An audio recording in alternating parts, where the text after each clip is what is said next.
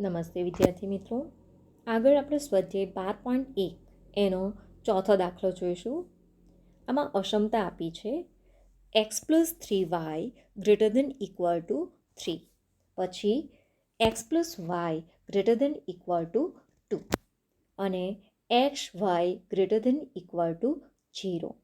શરતોને અધીન z બરાબર 3x + 5yનું ન્યૂનતમ મૂલ્ય શોધો. આપણને આજે અક્ષમતાઓ આપી છે એના મદદથી આપણે આ z = 3x + 5y જે હેતુલક્ષી વિધેય આપેલું છે એનું ન્યૂનતમ મૂલ્ય શોધવાનું છે. તો આપણે અહીં એનો આલેખ દોરીશું. તો આપણે દર વખતે જે રીતે કરીએ તે રીતે કે x+3y > 3, તો એને આપણે ક્ષમતા સ્વરૂપે દર્શાવીશું = 3. ત્યારબાદ આપણે અહીં એક્સ અને વાયના મૂલ્યો શોધીએ છીએ. તો જો વાય બરાબર 0 હોય તો એક્સની કિંમત 3 મળે છે, અને જો એક્સ બરાબર 0 તો વાય બરાબર 1 મળે છે. એટલે આપણને અહીં બિંદુઓ મળવાના આ 3 0. આના માટે x+3y = 3 છે, એટલે 3 0 અને બીજું બિંદુ 0 1. તો એમાંથી પસાર થતી આપણે આ રેખા દોરવાની છે.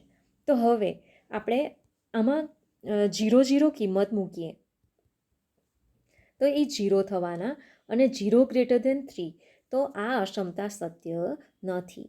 માટે આ જે અક્ષમતા આપી છે એનો ઉકેલ પ્રદેશ આપણને ઉપર તરફ મળે.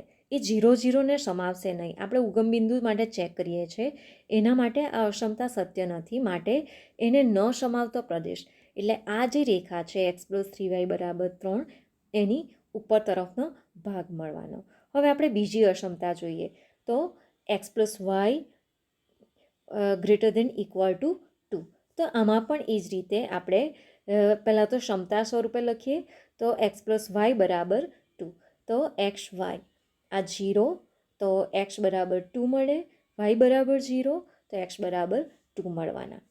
તો આ રીતે આપણે 0 2 અને 2 0 બિંદુ લેવાના છે. આ 2 0 બિંદુ અને આ 0 2 બિંદુ. હવે આપણે એનો આલેખ કઈ બાજુ છે એ ચેક કરીશું. તો આમાં આપણે 0 લઈએ તો 0 > 2 મળે. તો આ પણ સત્ય નથી. માટે આનો આલેખ પણ ઉપર તરફ આપણને મળશે. 0 0 ને ન સમાવતો પ્રદેશ એટલે આ જે રેખા છે x+y = 2 એની ઉપર તરફ. પણ આપણે બધી જ અક્ષમતાઓનું પાલન કરતો જે ભાગ હોય તે એક તો પહેલાં જ આપણને શરત આપી છે કે x > 0, y > 0. એટલે પ્રથમ ચરણમાં આપણે લેવાનું છે, અને આ ત્રણેય અક્ષમતાઓ જે છે એનું સમાધાન કરતો ભાગ લઈએ તો આ જે ભાગ આપણને મળે છે આ ભાગ, તો તે એનો શક્ય ઉકેલ પ્રદેશ થાય. પણ આપણે જોઈ શકીએ કે આ બંધ આકૃતિ નથી, માટે એ અસીમિત પ્રદેશ છે એમ થાય. તો અહીં આપેલ અક્ષમતાઓનો શક્ય ઉકેલ પ્રદેશ નીચે પ્રમાણે છે. અને એના શિરોબિંદુઓ આપણે જોઈએ તો અહીં શિરોબિંદુઓ આપણને મળશે. આ બિંદુ 3 0, પછી આ બે રેખાઓ જે છે એનો છેદગણ લઈએ તો 3/2 1/2, અને આ જે છે 0 2 બિંદુ. તો ત્યાં આગળ આપણે ચેક કરીશું. તો 3 0 અહીં શિરોબિંદુ 3 0, z બરાબર 3x + 5y. તો 3 0 આગળ 9 મૂલ્ય મળે છે. આપણે એમાં x બરાબર 3 લેવાના, y બરાબર 0 એટલે 9 મળશે. એ જ રીતે 0 2 માટે 10 થશે, અને 3/2 1/2 માટે એની વેલ્યુ 7 આવે છે. તો ન્યૂનતમ કિંમત શોધવાની છે. તો આ જે બિંદુ છે ત્યાં આગળ એનું આપણે ન્યૂનતમ બિંદુ મળે છે. પણ અહીં ઉકેલ પ્રદેશ જે છે તે અસીમિત છે. તો તે માટે આપણે શું કરીશું? તો અહીંયા એનું ન્યૂનતમ મૂલ્ય 7 આવે છે. તો આ જે હેતુલક્ષી વિધેય આપેલું છે તો એના માટે આપણે અક્ષમતા લેવાની છે 3x + 5y, પછી <<7 લખવાના, જે આપણી ન્યૂનતમ કિંમત આવેલી છે તે. હવે આપણે આના માટે આલેખ દોરવાનો છે. તો આ જે છે તેના માટે એનો આલેખ 0 માટે 7, તો આ અક્ષમતા સાચી છે, એટલે એ 0 0ને સમાવે છે. અને આ રેખા આપણે દોરીએ તો જો y બરાબર 0 લઈએ તો x બરાબર 7/3 આવે, એટલે 1 સમથિંગ વેલ્યુ જેવી આવવાની. અને જો આપણે x બરાબર 0 લઈએ તે પણ 1 સમથિંગ વેલ્યુ આવે છે. તો એનો આલેખ જે મળવાનો તે અહીં આ એક તો 3/2 બિંદુમાંથી પસાર થશે અને 1 સમથિંગ વેલ્યુ, એટલે આ એક જે છે એનો આલેખ અહીંયાથી આમ થોડો આવે છે, આમ મળશે આ 1 સમથિંગ. તો આ આપણને એનો આલેખ નીચે તરફ આવશે, આ બિંદુમાંથી પસાર થશે પણ આમ નીચે તરફ એનો આલેખ મળે. માટે કોઈ સામાન્ય પ્રદેશ નથી, તો ઉકેલ પ્રદેશ અસીમિત છે. 3/2 1/2 આગળ ન્યૂનતમ મૂલ્ય મળે છે. અને 3x + 5y < 7 અક્ષમતાઓનો આલેખ એ શક્ય ઉકેલ પ્રદેશ સાથે સામાન્ય નથી, માટે એનું ન્યૂનતમ કિંમત જે આવશે તે 7 મળે છે. તો આ રીતે આપણે ન્યૂનતમ કિંમત મેળવી શકીએ અસીમિત પ્રદેશ માટે. આ રીતે કરવાનું છે. અને જો મહત્તમ કિંમત હોય તો જે આપણને હેતુલક્ષી વિધેય આપેલું હોય તેના માટે ax + by < આપણે મહત્તમ કિંમત લેવાની છે. અને ન્યૂનતમ માટે અહીં m લઈએ છીએ, ax + by m. તો આ જે અક્ષમતાઓ જે છે એને ક્ષમતા સ્વરૂપે દર્શાવવાનું, ત્યારબાદ એનો આલેખ દોરવાનો. આ જે તૂટક રેખા આવે છે અને એ આપણા શક્ય ઉકેલ પ્રદેશ સાથે સામાન્ય થવો ન જોઈએ, એટલે કે આ જે ભાગ છે એની સાથે સામાન્ય આવવું જોઈએ નહીં. માટે અહીં એનો આપણને ન્યૂનતમ કિંમત મળે છે.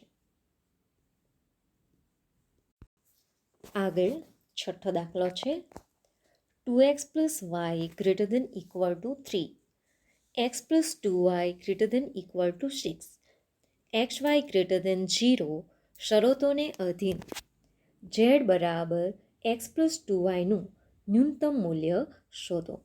અને ઝેડનું ન્યૂનતમ મૂલ્ય 2 કરતાં વધુ બિંદુએ મળે છે તેમ બતાવો. આનું જે ન્યૂનતમ મૂલ્ય છે તે 2 કરતાં વધુ બિંદુએ મળે છે એમ આપણે બતાવવાનું છે. તો અહીં અક્ષમતા જે છે એ 2x + y > 0 છે, એ 0 0ને ન સમાવતો પ્રદેશ થાય.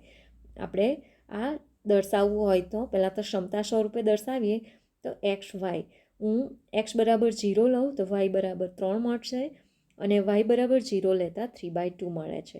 અને 0 0ને ન સમાવતો પ્રદેશ, એટલે આનો આલેખ જે આવશે તે આ 3/2 બિંદુ, આમ આ રેખા થવાની, આ 2x + y = 3 રેખા, અને એનો ઉકેલ પ્રદેશ આ તરફ છે. હવે બીજી અક્ષમતા જે છે તે x + 2y > 6, એ પણ 0 0ને ન સમાવતો પ્રદેશ થશે. આપણે 0 લઈએ તો 0 < 6 એ સત્ય નથી, માટે એ 0 0ને ન સમાવતો પ્રદેશ. તો એના માટે આપણે બિંદુઓ લઈએ તો એક્સ વાય, હું x બરાબર 0 લઉં તો yની કિંમત મને 3 મળે છે, અને y બરાબર 0 લઈએ તો x બરાબર 6, એટલે 0 3 અને 6 0 બિંદુઓ. તો આ 6 0 બિંદુ અને આ 0 3 બિંદુ, તો એમાંથી પસાર થતી રેખા આ થવાની. તો હવે આપણે એનો ઉકેલ પ્રદેશ પણ 0 0ને ન સમાવતો પ્રદેશ, એટલે આ ભાગ થયો છે. તો આ પણ અસીમિત આપણને મળે છે. તો અહીં આપણે લખીએ કે આના શિરોબિંદુઓ છે. એક તો એનું શિરોબિંદુ આ 6 0 અને બીજું આ મળે છે 3 0 વાળું, 0 3 વાળું. તો 6 0 આમાં આપણે કિંમત મૂકીશું, z બરાબર x + 2y છે, તો એ પણ 6 મળે છે, અને 0 3 માટે પણ એને 6 મળે છે. તો શું કહેવાય કે આ જે રેખાખંડ છે, આ બિંદુ અને આ બિંદુને જોડતા રેખાખંડ પરના પ્રત્યેક બિંદુઓ જે છે એના આગળ બધા માટે એની વેલ્યુ ન્યૂનતમ 6 મળશે. પણ આપણે અહીં લખીશું કે અહીં અસીમિત પ્રદેશ હોવાથી આ અસીમિત પ્રદેશ છે, માટે x + 2y < 6, કારણ આપણું ન્યૂનતમ કિંમત જે મળેલી છે તે 6 છે, અને આ આપણું હેતુલક્ષી વિધેય છે, તો આપણે x+2y <6 કરીશું, જે ન્યૂનતમ કિંમત હોય તે. તો આનો આપણે આલેખ દોરીએ તો અહીંયા આ તૂટક રેખા આવશે અને એક્સ બરાબર આપણે લેવું હોય એક્સ વાય, તો હું વાય બરાબર 0 લઉં તો એક્સ બરાબર 6 મળે, અને એક્સ બરાબર 0 તો વાયની કિંમત 3 મળે છે. એટલે એના જે બિંદુઓના યામ આવવાના છે તે આ જ મળે છે. પણ આલેખ જે છે અહીં x+2y <6 છે, એટલે આ જે એનો આલેખ આવે એ આ બે બિંદુમાંથી પસાર થાય છે, પણ તૂટક રેખા છે. આ તૂટક રેખા છે અને 0,0ને સમાવતો પ્રદેશ, એટલે આ જે ભાગ મળે છે આપણને તે થવાનો. માટે આપણો જે ઉકેલ પ્રદેશ છે ઉપર તરફ છે શક્ય ઉકેલ પ્રદેશ, જ્યારે આનો નીચે તરફ મળે છે. તો અહીં કોઈ સામાન્ય ભાગ નથી, એટલે અહીં આપણે x+2y < 0 લેતા આ અક્ષમતાનો ઉકેલ પ્રદેશ 0,0ને સમાવતો પ્રદેશ શક્ય ઉકેલ પ્રદેશ સાથે સામાન્ય નથી. માટે બે બિંદુઓએ ન્યૂનતમ મૂલ્ય 6 મળે છે. તો આપણને અહીં આપણે કહી શકીશું કે અહીં બે બિંદુ આગળ એનો જે કિંમત જે છે ન્યૂનતમ મળે છે. માટે આ બંને બિંદુને જોડતા રેખાખંડ પરના પ્રત્યેક બિંદુ આગળ હેતુલક્ષી વિધેયની ન્યૂનતમ કિંમત 6 મળે છે એમ થાય. આ પ્રત્યેક બિંદુ પાસે મળશે એની.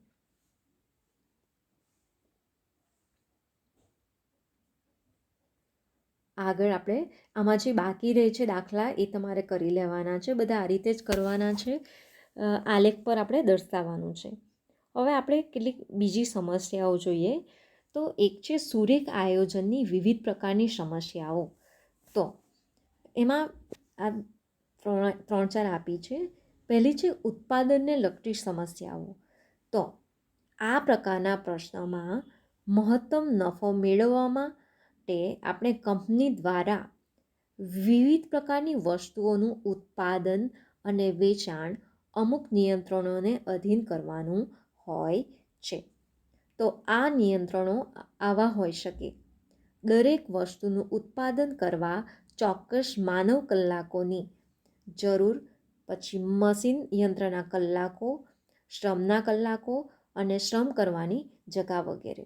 એટલે આપણે કોઈક ઉદ્યોગ અથવા તો એના લગતા કોઈક આપણે ફેક્ટરી છે કે કંઈ પણ, તો એના માટે એમાં માનવ કલાકો કેટલા, પછી એની સંખ્યા પર આધાર રાખે. મશીન જે છે કામ કરતા હોય તો તે કેટલા કલાક કામ કરી શકે, અથવા તો જે કામના કલાકો છે તે કેટલા છે, પછી એની જગ્યા કેટલી છે. તો આ બધા નિયંત્રણો રહેલા હોય કે એના પરથી આપણે આ બધી મર્યાદાઓ છે આપણને નડે, તો તે ઉત્પાદનને લગતી સમસ્યાઓ છે કહેવાય. આગળ છે આહાર સંબંધી સમસ્યાઓ. તો આ પ્રકારના પ્રશ્નોમાં આપણે જેનો ખર્ચ લઘુત્તમ થાય એવી રીતે જુદા જુદા ઘટકો ધરાવતો આહાર બનાવવાનો છે, અને તેમાં જરૂરી દરેક પ્રકારના પોષક તત્વોનો સમાવેશ કરવાનો હોય છે. તો આપણે બધા જે પોષક તત્વો છે, વિટામિન્સ છે, પછી લોહ તત્વો કે એ બધા આપણને બધા જ પોષક તત્વો મળી રહે એ રીતે આપણે મિશ્રિત આહાર તૈયાર કરવાના છે. તો એ આહાર જે છે ઓછા ખર્ચે એક તો તૈયાર થતો હોવો જોઈએ, અને બધું જ આપણને મળી રહેતું હોય, એમાં કેટલા કેલરી રહેલી છે, તો એ બધું ધ્યાનમાં રાખીને આપણે ખોરાક તૈયાર કરવાનો છે. તો તે આહાર સંબંધી સમસ્યાઓ એમ કહેવાય. આગળ છે પરિવહન લગતી સમસ્યાઓ. તો આ પ્રકારના પ્રશ્નો આપણે ઉત્પાદિત માલ સામાનને જુદા જુદા સ્થળે આવેલ ઉત્પાદન સ્થળે અથવા કારખાનેથી જુદા જુદા સ્થળોએ આવેલ બજારમાં પહોંચાડવા માટેનો રસ્તો, પરિવહન ખર્ચ ન્યૂનતમ થાય તે રીતે પસંદ કરવાનો છે. એટલે આ પરિવહનને લગતી જે છે એમાં કોઈ પણ આપણે ઉત્પાદન કરીએ છીએ તો તેને એ ઉત્પાદનને આપણે અમુક સ્થળોએ પહોંચાડવાનું હોય, તો આપણે એ ઉત્પાદન એ સ્થળે પહોંચાડવા માટે એની કેટલી આ સ્થળોને જરૂરિયાત છે અથવા કેટલા પૈસા ખર્ચી શકે, કયો રસ્તો નજીક છે, કે બધું જ એનો પરિવર્તન ખર્ચને બધું જ ધ્યાનમાં રાખીને આપણે પરિવહન કરવાનું છે. તો આવી જે સમસ્યાઓ જે છે એનો ઉકેલ આપણે આ સુરેખ આયોજનની મદદથી મેળવીશું. અસ્તુ.